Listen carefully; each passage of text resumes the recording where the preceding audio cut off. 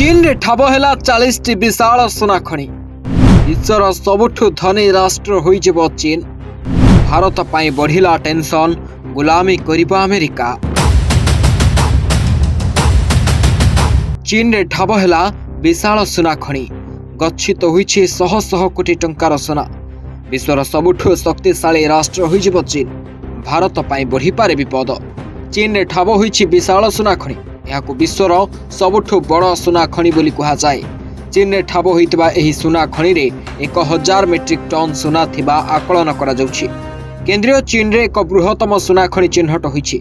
एठारे पाखापाखि 1000 metric ton उच्च गुणात्मक सुना थिबा आकलन करा जाइछि। ए सुनार मूल्य प्राय 8300 कोटी डॉलर हेबो। ए समस्त सुना खनन परे चीन विश्वर सबुठारु धनी राष्ट्र होइजिबो बोली कहा जाउछि। अमेरिका को भी पछरे पकाई देबो चीन। सारा विश्व रे रहिबो चीन रो कमांड बोली कहा जाउछि। तेबे यह भारत पाई शुभंकर नुहे बोली कहंती विशेषज्ञ। भारतर सीरी देखि पारु नथबा चाइना विश्वर धनी राष्ट्र हेले आहुरी खराब व्यवहार प्रदर्शन करि पारे बोली कहा जाउछि।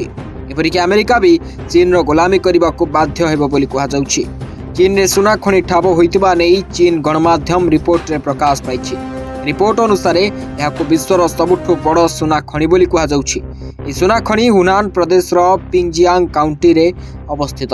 एठारे भूविज्ञानी माने 2 किलोमीटर पर्यंत 40टी सुना खणी चिन्हट करिसेंती। ब्यूरो रिपोर्ट जय ओडिशा लाइव।